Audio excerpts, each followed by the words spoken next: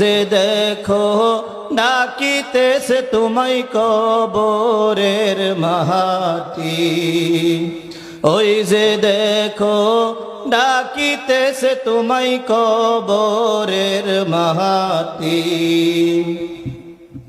খবর পেয়ে আসবে আত্মীয় স্বজন,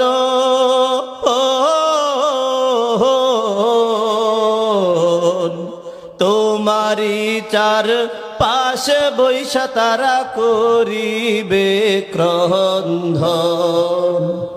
ও তোমায় সাজাইবে মনের মতন, সাজাইবে মনের মতন, কি সুন্দর পরিপাটি। ওই যে দেখো ডাকিতেছে তোমায় কবরের মাটি, ওই যে দেখো ডাকিতেছে তোমায় কবরের মাটি। জান্নাতুল মাওয়া কওমি মহিলা মাদ্রাসার উদ্যোগে আয়োজিত প্রথম বার্ষিক ইসলামী মহাসম্মিলনের সম্মানিত সভাপতি, আমন্ত্রিত হযরত ওলামায়ে কেরাম, সামনে উপবিষ্ট শেরে তাজ, মাতার মুকুট সমতুল্য শ্রদ্ধাভাজন মুরব্বী বাবারা, সমবয়সী যুবক ভাইয়েরা, ছোট ছোট স্নেহের কচিকাচারা, পর্দার অন্তরালে অবস্থানরত মা খাদিজাতুল কুবরা রাদিয়াল্লাহু তাআলা আনহা, মা আয়েশা সিদ্দিকা রাদিয়াল্লাহু তাআলা আনহার উত্তরসূরি, আমার দিনদার পরহেজগার মুত্তাকিন ইমানদার মা ও বোনেরা, প্রত্যেককে জানাই আমার পক্ষ থেকে আন্তরিক শুভেচ্ছা ও সালাম। আসসালামু আলাইকুম ওয়া রাহমাতুল্লাহি ওয়া বারাকাতুহু। সম্মানিত হাজিরিন, সময় সংক্ষিপ্ত, এই সংক্ষিপ্ত সময়ে দু একটা কথা বলবো। মাহফিল কমিটির পক্ষ থেকে আমাকে একটা বিষয় নির্ধারণ করে দেওয়া হয়েছে, সেটা হলো পর্দা এবং স্বামীর হক। আল্লাহ পাক যদি তৌফিক দান করেন তাহলে উক্ত বিষয়ে সংক্ষেপে কয়েকটা কথা বলার জন্য চেষ্টা করবো ইনশাআল্লাহ। তো আমি আপনাদের সামনে সূরা নূরের 30 নং আয়াত তেলাওয়াত করেছি। এই সূরা নূরের 30 নং আর 31 নং আয়াতের ভিতরে আল্লাহ রাব্বুল আলামিন প্রত্যেক নারী এবং পুরুষদের জন্য অত্যাবশ্যকীয় একটি ফরজ বিধান, পর্দার কথা বলেছেন, পর্দার কথা বলেছেন। আজকে আমাদের উপরে নামাজ এরকম ভাবে ফরজ, পর্দা করাও তেমন ফরজ। রোজা যেমন ফরজ, পর্দা করাও তেমন ফরজ। হজ করা যেমন ফরজ, পর্দা করাও তেমন ফরজ। যাকাত আদায় করা যেমন ফরজ, পর্দা করাও তেমন ফরজ। কিন্তু একটু পার্থক্য আছে, ভালো করে বুঝবেন। পার্থক্যটা হলো, আমাদের যদি জোহরের নামাজ কাজা হয়ে যায়, পরবর্তীতে আসরের সময় অথবা মাগরিবের পরে আমরা নামাজটা কাজা আদায় করতে পারি, পারি না ভাই? অথবা মনে করেন আমি এই বছর আমার উপরে যাকাত ফরজ হয়েছে, ফর এক্সাম্পল 1 লক্ষ টাকা, আমি এই বছর দিতে পারলাম না, পরের বছর আমি দিতে পারবো। অথবা আমার কাছে হজ করার মতো অর্থ আমার কাছে জমা হয়ে গেছে, হজ আমার উপর ফরজ হয়ে গেছে, কিন্তু হজ করতে পারি নাই। জীবনে একবার হলেও মরার আগে যদি আমি হজ আদায় করি, হজ আদায় করা হয়ে যাবে। কিন্তু পর্দা এমন এক জিনিস যেটার কোনো কাজা নাই। কি নাই ভাই? কাজা নাই। এই জন্য আল্লাহ রাব্বুল আলামিন সূরা নূরের 30 নং আয়াতের ভিতরে তার হাবিবকে ডাক দেয়া বলতেছে, হাবিব আপনি পুরুষদেরকে জানাইয়া দেন তারা যেন তাদের চোখের হেফাজত করে এবং লজ্জাস্থানের হেফাজত করে।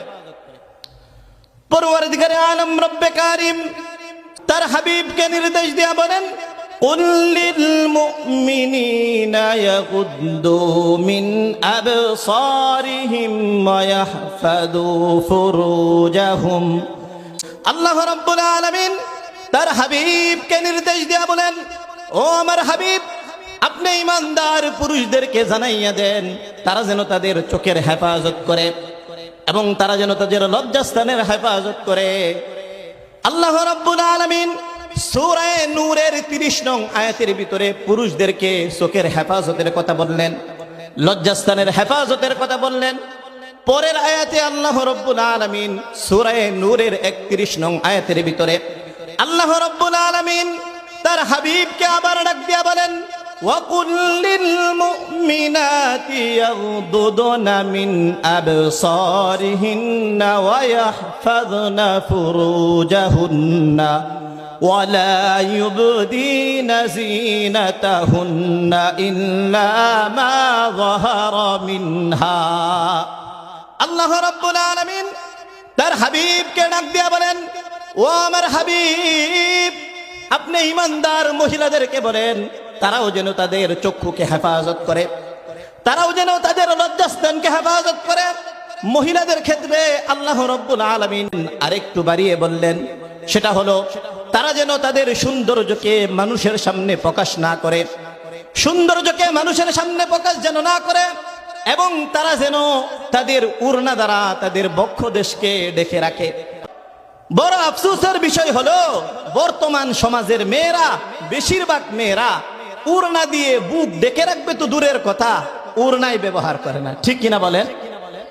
তারা উলঙ্গ হয়ে, অর্ধ উলঙ্গ হয়ে রাস্তায় বাইর হয়ে যায়। অথচ আল্লাহ রাব্বুল আলামিন সূরা আহজাবের ভিতরে ঈমানদার নারীদেরকে ডাক দিয়া বলেন, ওয়াকরনা ফি বুয়ুতিকুন্না ওয়ালা তাবাররাজনা তাবাররুজাল জাহিলিয়াতিল উলা। আল্লাহ রাব্বুল আলামিন সূরা আহজাবের ভিতরে ঈমানদার মহিলাদেরকে ডাক দিয়া বলে, ও ঈমানদার মহিলারা শুনো শুনো, ও ঈমানদার মহিলারা শুনো, তোমরা তোমাদের বসবাসের গৃহের ভিতরে অবস্থান করো, তোমরা বসবাসের গৃহে অবস্থান করো, তোমরা পর্দার ভিতরে থাকো, পর্দা করো। অথচ আজকালের মহিলারা পর্দা করে না, ঘর থেকে বাইর হয়ে যায়। আল্লাহ তোমায় জিজ্ঞাসিবে কঠিন হাসরের দিনে, পর্দা কেন করো নাই, হিসাব আমায় দাও মিলিয়ে। আল্লাহ তোমায় জিজ্ঞাসিবে কঠিন হাসরের দিনে, পর্দা কেন করো নাই, হিসাব আমায় দাও মিলিয়ে। তালবাহানা চলবে না যে, তালবাহানা চলবে না যে, রূপের 12টা বাজাবে তোমায় ফেরেশতারা হাত ধরিয়া।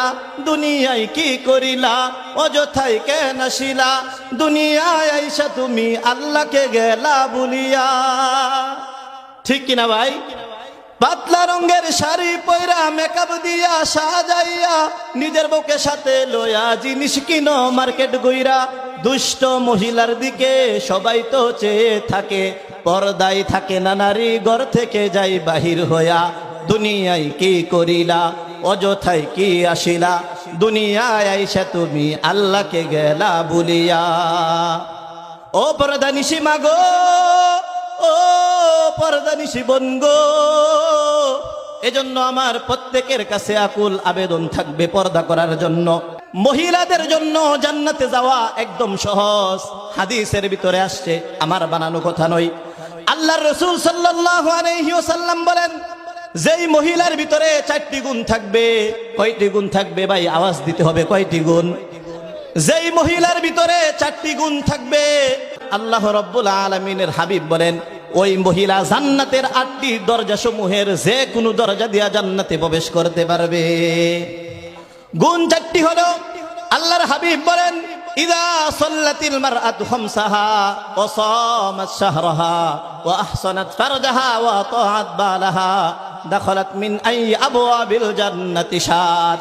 আল্লাহর নবী বলেন, এই 4টি গুণের ভিতরে 1 নাম্বার গুণ হইল যেই মহিলা 5 ওয়াক্ত নামাজ পড়বে। 2 নাম্বার গুণ হলো যেই মহিলা রমজান মাসের রোজা রাখবে।